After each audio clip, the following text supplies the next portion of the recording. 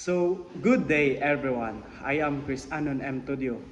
So, for my report for my book report, I chose the philosopher Martin Buber and his book titled I and Thou.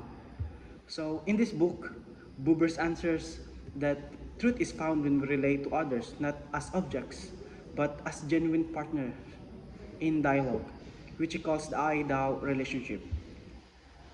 So the author supports this by explaining that most of life is lived in I-It, where people and things are treated as objects. That is what I-It means. Then secondly, showing that in rare but real moments, we enter I-Thou, where we meet another person with our whole being, with reciprocally and genuine.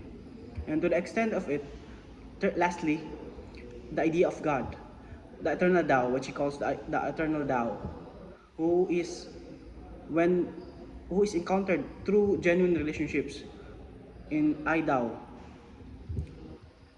that we can only met the eternal Tao if we lived in I Tao relationship. So the argument strengthened is in the way it shows the dignity and sacredness of human encounters. Its weakness lies in being abstract and sometimes too poetic, making it too hard to apply in everyday life. So that is the end of my report on Martin Buber's I and Thou. Thank you.